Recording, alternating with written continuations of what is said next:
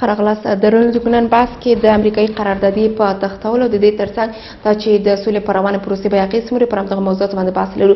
بحث کې مبلنه ورکړه د سیاسي شنونکي او د پوهنتون استاد ښاغلي سیف الرحمن ابراهیمي ته. ابراهیم صاحب ستړی مه شئ، ښه راغلاست خپرونې ته. مننه تاسو. ابراهیمي صاحب پیل به دې وکړو چې په دوحه کې د خبرو درېدو سره د امریکا قراردادي کوم کس چې تختول شوی ده کوم تړاو لري که نه؟ زه فکر کوم چې دا جنګ ده او په جنګ کې تر دې مهاله داسې توافقات نشته طالبانو او د امریکایانو ترمنځ چې دوی په اساس د هغه توافق یو بل ته په حساب ضرر ونه رسوي. تاسو وګورئ چې خپله د باګرام حمله په لوګر کې کومه حمله نور داسې حملات چې کېږي له تر اوسه جنګ ده او په جنګ کې دا راځي. نو زه فکر نه کوم چې دا به د سولې په مسله باندې ډیر تاثیر وکړي. ولې ممکن د سولې په مذاکراتو کې د خلیلزاد یوه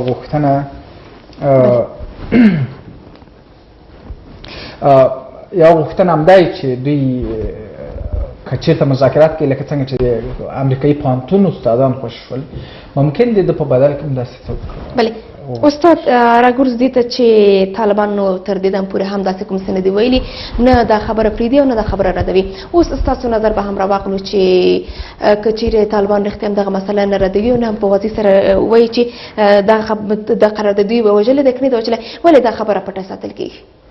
خو دا په جنګ کې دوی په حساب که چېرته غواړي چې فشار راوړي هر هغه څوک چې دوی سره همکاري لري طالبان به دا غواړي چې یو فشار راوړي او د ده په بدل کې به مشخصه غوښتنه لري. نو په دغه اساس باندې دا پټه ساتي تر څو چې یو معامله پوه شي. که چېرته معامله ونه شي نو د تښتول هېڅ معنا نه لري. یعنی اوس کوم قراردادي چې تختول شوی ده د امریکا غواړي یو ډول، البته طالبان غواړي چې د دې له لارې کوم څه ترلاسه کړي، د دې له خاطر دغه قراردادي تختول شوی ده ځکه تر دوی د پر دوی نه دغه موضوع ردوي نه هم دا تاییدوي چې ګواکې دوی د دغه کس تختولی وي. ښه دا خو ممکن که دوی تایید کړي نه وي داسې ډلې شته چې د هغې د خوشي کولو په مقابل کې پیسې اخلي او د پیسو په مقابل کې ممکن دا کار شوی. ولې په ټوله کې طالبان داسې عمل کرد نه د یو فشار په حیث باندې د هغو کلیدي غړو چې خپله د دوی کلیدي غړي بندیان دي د افغان دولت سره نو غواړي چې دې په مقابل کې یو څه امتیازات ترلاسه کړي. بله راګرځو فشارونو ته په دې وروستیو کې د سولې په تړاو باندې امریکا هم نوي وړاندیزونه درلودل طالبانو ته، بیا طالبان له دغه وړاندیزونو څخه ډېر زیاته خوشبیني نه وه ښکاره کړې. فکر نه کوئ چې دا قراردادي که چیرې تختول کېږي دا به هم یو ډول د فشار آلې په توګه باندې کارول کېږي تر څو دغه وړاندیزونه چې د امریکا له لوري کېږي دوی په خپلو وړاندیزونو کې کمښت راولي، هغه څه چې په هوکړه کې ویل شوي دي د هغه هوکړې له مخې باید مخته لاړ شي. یو د سولې پروسه یو د قراردادي مسله ده، دا دومره تاثیر نه کوي د سولې په پروسه باندې. زه فکر کوم چې په قطر کې چې کومې خبرې روانې دي دا د پاکستان د اسلام آباد او د امریکې ترمنځ خبرې دي. دې کې د افغان دولت او د طالبانو تر دې حده نقش نشته چې دوی داسې فیصله وکړي چې هغه د پاکستان خوښه نه وي او د امریکې خوښه. یعنې په یو نوع موږ ویلی شو چې د قطر معامله چې ده په قطر کې چې کومې خبرې روانې دي دا د اسلام آباد او د امریکې ترمنځ خبره ده.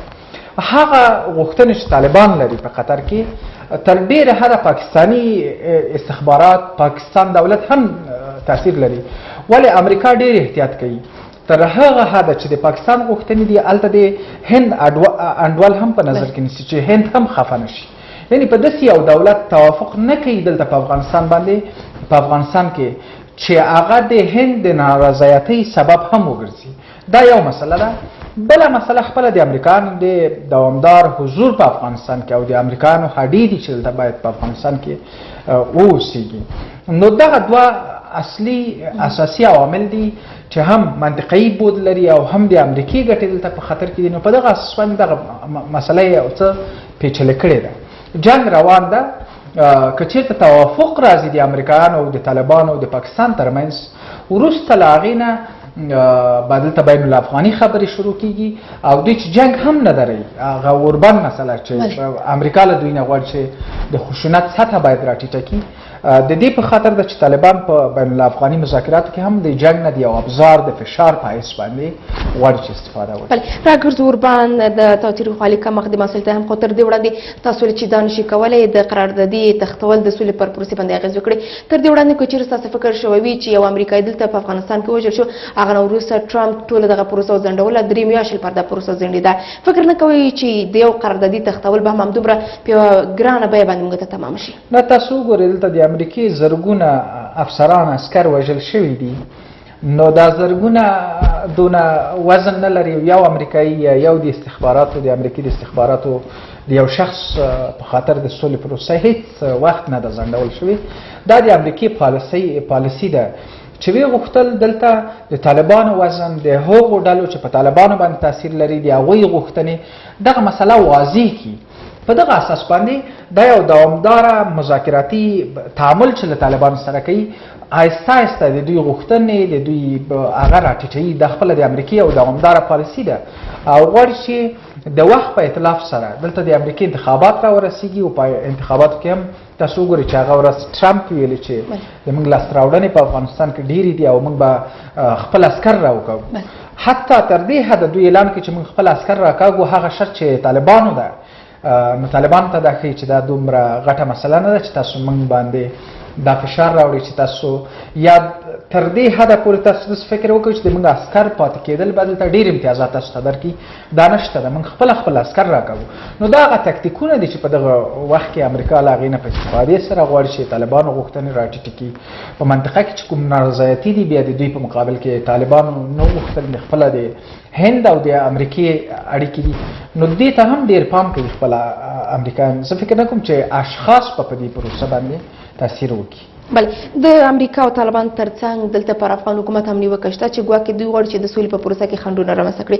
تر کومه حده پورې تاسو د خبرې منئ رښتیا هم افغان حکومت په دې لټه کې ده چې د سولې په روانه پروسه کې خنډونه رامنځته کړي؟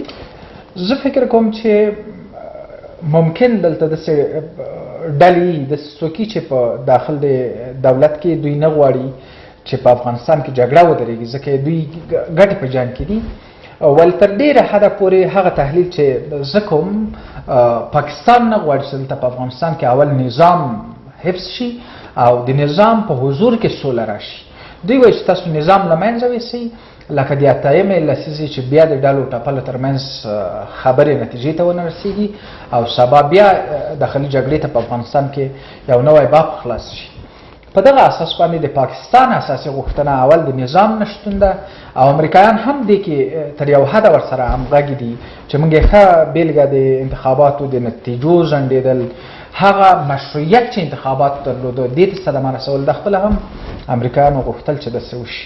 بل راګرځو د اوربان او د تاوتریخوالي کمښت په برخه کې چې د افغان حکومت ټینګار پر اوربان دی، اوربان د دې لپاره سره کرخه ده، نو غواړي چې په هېڅ وجه له دې کرښې نه تېر شي. بل خواته بیا طالبان دې ته سلا شوي دي چې بالاخره دوی به د تاوتریخوالي کمښت کې خپلې هڅې دوامداره وساتي. څه فکر کوئ چې دواړه غوښتنه همزمانې دا دې شونې وي چې ومنل شي، هم اوربان هم تاوتریخوالي کمښت؟ زه فکر کوم که چېرته طالبان دا ومني چې موږ به تاوتریخوالی راټیټ کړو، د خپله تاوتریخوالي کلمه که دوی ومنله نو سولې ته موږ نوره هم نږدې کېږو، ځکه که خپل عملکرد تاوتریخوالی وبولي ووایي چې موږ دا راټیټوو په شرعي لحاظ هم جواز نه لري. ولې اساسي مسله په اوربان کې دا ده چې طالبان هم استقلال نه لري، دوی په خپل سر تصمیمونه نشي نیولی او افغان دولت هم تر ډېره حده د امریکې تر فشار لاندې ده. نو دوی ډار دا ده که چېرته موږ اوربان اعلانوو او سبا باندې کومه حمله کېږي د هغو ډلو له خوا نه چې دلته د سولې مخالفې دي، دا به بیا د طالبانو اعتبار راټیټ کړي او هغه مدیریت چې دوی غواړي چې خپل جنګیالي مدیریت کړي، دا مدیریت به هم له منځه لاړ شي. استاد راګرځو د بهرنیو ځواکونو وتلو ته چې ټرمپ وار سره دا خبره تکرار کړې ده، اوس لکه څنګه چې په امریکا کې ولسمشریزې ټاکنې روانې دي، فکر نه کوئ چې دا به یو ډول د کمپاین بېلګه ولري، ځکه چې تر دې وړاندې څو ځلې ویل شوي چې باید بهرني ځواکونه له افغانستان څخه بهر وځي؟ څه فکر کوئ کمپاین د کنه په وقتي توګه باندې د سولې لپاره د یو بل ښه نیک اقدام دی؟ یو مسله دا ده چې ټرمپ خپله ډېر دروغجن رئیس جمهور د امریکې تقریبا له 3000 نه زیات دروغ په دغه څو کالو کې ویلي دي، نو همیشه د ویلي دي. ولې اصل له خبر دا ده چې یوه لاسته راوړنه دا بولي د امریکې ولس ته، د امریکې کانګرس ته چې په 2020 انتخاباتو کې به دا تاثیر ولري چې ما د امریکې ډیر اوږد جنگ ختم کړ. دا یو مسله. دویمه مسله دلته خپله د امریکې شتون ده. که چېرته امریکا په دې ساحه کې شتون ونه لري نو دوی هغه جهاني قدرت هم پوښتنې لاندې راځي. استاد راګرځو وروستۍ پوښتنې ده چې اوسني حالات ته په کتو ده چې روزمره د سولې پر وړاندې بېلابېلې موضوعات را پیدا کېږي، بېلابېلې خبرې پیدا کېږي، بېلابېل واقعیات رامنځته کېږي. افغان حکومت، طالبان او امریکا ته بالاخره څه کول پکار دي؟ کومه هوکړه چې د سولې خبرې چې کېږي باید بالاخره دا یو نتیجه بندي ولري، نتیجې ته ورسېږي. سره سوله کې مشکل د امریکایانو او د پاکستانیانو ګټې دي. که چېرته دغه ګټو ته طالبان هم توجه وکړي، افغانستان دولت هم توجه وکړي او هغه بین الافغاني مذاکرات ته ډېره توجه وکړي چې بین الافغاني مذاکراتو کې په مهم مسلو باندې تصامیم ونیسي او د افغانستان ولس نور له دغه بدبختۍ نه وژغوري، نو دا به ډېره ښه وي. دلته بهرانیان خپلې ګټې لري، ولې افغانان که طالبان دي هم افغانان دي او که افغان دولت هم ده، نو دوی دې راشي په داسې یو مسایلو کې د ځان نه ښکېلی چې هغه پردیو ته د ګټو په خاطر دوی هغه سره خطوط تعیین کړي. دا د اسلام آباد ګټې هم ځان ته دي، د امریکایانو ګټې هم ځان ته دي. ولې په آینده کې باید داسې یو دولت راشي چې ازادي پکې، فکري ازادي، د خلکو مدني حقوق حفظ شي، جمهوریت حفظ شي او تر ډېر حده موږ د پاکستان لمنې ته دا وانچوي. نو داسې یو سوله، دوامداره سوله ته باید په افغانستان کې کار وشي. ډېر زیاته مننه ژوند استاد چې